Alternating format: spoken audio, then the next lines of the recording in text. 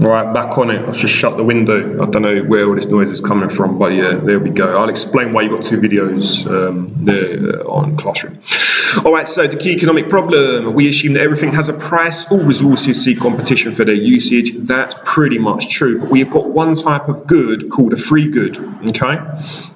And these are different. They shouldn't have a price and there shouldn't be any competition for their usage. They're not used up in consumption and cannot have a price. For example, fresh air, the oceans, and airwaves, okay? But here's a revisit to the problem. Free goods are nonsense. What have profit-chasing firms done to these free resources, okay? Fresh air, let's have a look, all right? We all breathe fresh air, it's all very nice. Amazon, there we go. Sorry, bear with me for 1 minute. Fresh air jar. There you go. Literally, you have people selling jars of fresh air. Okay, bang, bang. I mean, a lot of these is kind of just jars, really, isn't it? Where are we? I'm sure you can buy fresh air jars. Let's just have a quick Google of that. Google Forms required button. No, sorry, this must be really interesting. Jars of fresh air. Oh, there it is. Jars of fresh air for sale. Fresh air from the UK. Oh, it can't be reached. Yeah, eBay. They don't let me use eBay at work. But £65 if you want British fresh air. If you want Yorkshire fresh air, that's going to be £80. This one's a bit expensive for £100.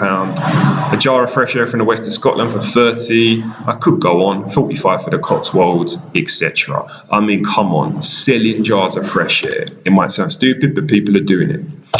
What have we done to the oceans? Well, we've monetized the oceans. We should all be free to enjoy the oceans. I was out in the south of France a while ago. I think that they're on the, what are they? They're on the Mediterranean, not an ocean. They're on a sea, but it's a kind of a big body of water. If I wanted to go on a certain part of the beach that I wanted to go to, I had to go into a bar. I had to pay €20 to then go and sit on the bar's beach so that I could then access the Mediterranean Sea, the oceans, so to speak. Firms are charging you to use water, to use the sea. And the last one is airwaves. This is my favorite. You can probably tell by now I'm a very sad human being. Airwaves, the air above us, okay? And I don't mean that the air above you when you're walking around college. I mean, basically, the air all around you, the air above your house. Does anybody own that? You might think not. You know, in theory, it's just, the world is the world. The atmosphere is the atmosphere. Air is the air. No. Airspacedeveloper.co.uk. You've got rights about airspace. I bet this isn't going to work. Yes, it is. What have we got? Airspace developer. Airspace rights FAQs. What is air property? Air property refers to the airspace above a property. If you own the property, you also own some of the airspace above the building. This means you don't own limited airspace. The airspace is divided into two types: lower stratum, higher stratum. What are air rights? An air right refers to an individual company's ownership rights of airspace rather than that of the space itself. If you have air rights to an airspace, you've got the right to expect this space to be free from intrusions, but you can sell this space as an asset. So basically, what we're saying now, this lower stratum, whatever you want to call it, is a sellable thing. You can sell the airspace above your property. Does that mean, for example, that if an aeroplane flies low over my house, in theory, I can charge the pilot because he's come through my airspace? You know, can I put it on eBay? If I can charge £1,000 for a jar of fresh air on eBay, could I put on eBay, I don't know, if you want to buy 20 foot above my house so you can fly a drone on it all you want, you can fly a model airplane through it. It's ridiculous. So the point I'm trying to make here is that in the modern economy, free goods, every type of good has a price and there is competition for their usage. And as time moves on, I reckon that this airwave selling space above properties is going to get even bigger because it lets firms, I don't know, use drones to market, stuff like that. You imagine a drone pumping out, I don't know if we've got chips in our brains, I'm talking rubbish here, and then pumping messages in, free marketing. So it sounds like, you know, madness, but who knows? Monetization of fresh air, eh? All right, let's go back to the PPF from this morning. No one asked this question. Sometimes people do, so I thought I'd explain it, and it does go to the idea of marginal. Why is PPF a concave shape? Why is it not just a straight line? Why is it that kind of real curved shape? The general explanation of this is, as we move down to PPF, as more resources are allocated from good X to good Y, the extra output will be getting smaller. More of good X has to be given up in order to produce the extra output of good Y. Basically, that marginal analysis explains the concave shape for you. We call this the law of diminishing returns, and the key idea is that resources are not perfectly mobile between different uses and different industries. Reallocation of resources, i.e. switching from making, e-readers to textbooks, may require workers to retrain, the time and cost of moving resources, of tweaking machinery, getting rid of old machinery, buying new machinery. So we call this the law of diminishing returns. There's a slight time lag on there. The other thing, again, one of you or two of you mentioned this today, you may have done this before, but I just want to bring this point up. I mentioned the word efficiency, getting the most out of an economy. There are actually two different types of efficiency. The PPF shows productive efficiency and allocative efficiency. Productive efficiency is defined as producing anywhere on the PPF, okay? It's producing goods and services for the lowest cost. So when we were doing the hops and the wheat thing, we had point A and point B on the curve. We were assuming then that there was productive efficiency. Every single worker was working, every single machine was working, okay?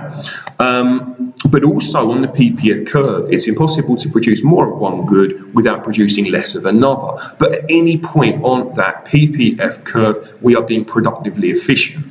You can show that we're being non-productively efficient, and it was like the exercise that we did today. When you place that, what was it, on the worksheet we did, the first one, second question, question A, when you put the resource, when you put the economy with unemployment or whatever it was saying, that question A bit, that's showing non-productive efficiency. A machine's broken down, a worker's called in sick. Hope that makes sense.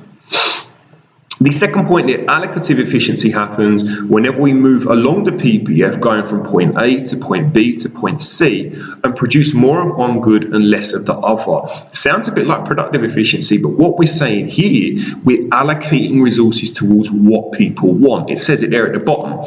Producers are responding to demand and reallocating their resources to give agents, also known as the public, what they want. So when we go from point A to B, we're not just doing it at random. Firms just don't decide just to kind of make different things. They're doing it because the public demand that type of good and the firms supply it. That's that. Two things I want you lot to do, nice and short, okay? Firstly, this sheet, easy, all right? It's pretty much the same as what we've done. It just sums up today's lesson. Next one, not so easy.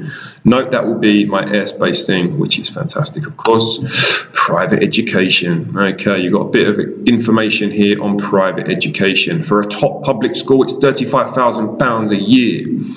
Read the information, okay? Now let's have a look at question number 2. That's what I'm going to set you, and homework is deadlined for, and I think that this is going to become homework, so I think this might take you a bit longer than the hour and a half Twilight Learning. Obviously, I want to be taking this in next Wednesday in lesson, just like today. Question 2, assume the government wants to maximize its economic welfare of its citizens. All right, now let's stop there. Maximizing economic welfare. The government has to look after everyone. Everyone has to be happy. The government can't just look after people that can afford to spend £35,000 to send their kids to private school. They need to look after people on incomes that won't let them do that. How do they do that? They provide schools like most of us went to and colleges like this one, okay? But consumers want to maximize their utility. By utility, what we mean there is that consumers want to make themselves happy. The government want to make everybody happy. Apparently, Boris Johnson does. But everyone within society is selfish. We want to maximize our own utility, our own welfare.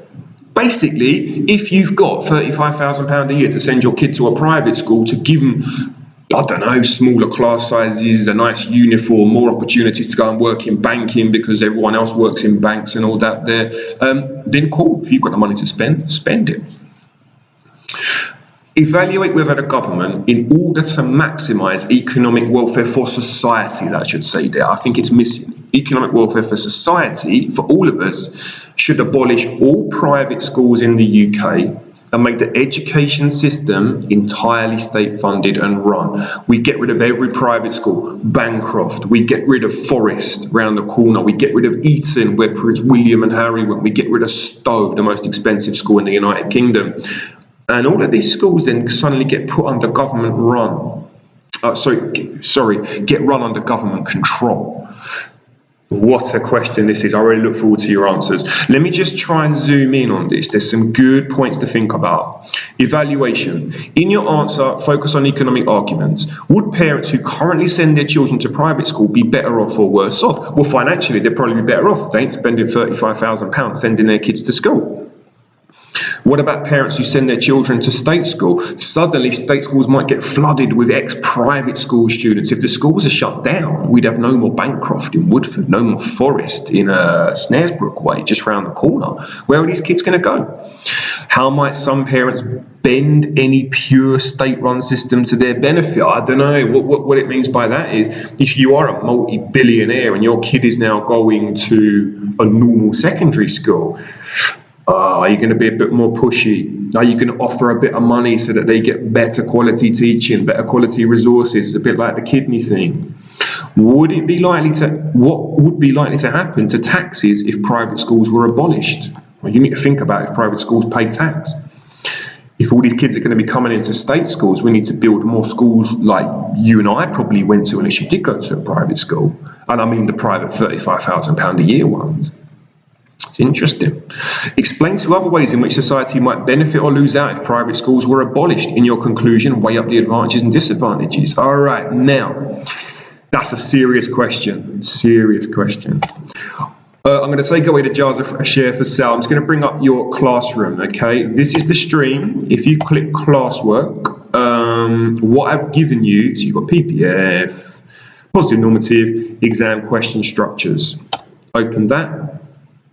Boom. Okay. For a 15 marker, oh, sorry, did I make that clear that it's 15 marks? No, I didn't. Yeah, this question 2, sorry, is a 15 marker. For a 15 marker, okay, we're going to go here and have a look. Paragraph 1, 2 marks for diagram or issues depending on the question. I think you're going to be maybe giving me a definition of welfare, of economic happiness, okay? We're then going to give 2 points of analysis, 2 paragraphs. You're going to give me 2 arguments for or against the total banning of private schools and everyone just goes to state schools. You're then going to give me 2 paragraphs of evaluation, your howevers, just like on your immigration essays, okay? And you also need a conclusion to weigh things up. I hope that question is easy for you. The reading is pretty interesting, but just a simple Google of should we ban private schools are going to give you some very simple ideas. They're probably going to be quite biased, but they're going to be useful, okay? So listen, I'll leave it there. I'll get all this uploaded. I've got 20 minutes until I have to go and teach again. Any questions, queries, concerns, do let me know. Sorry for the noise, people. See you next week.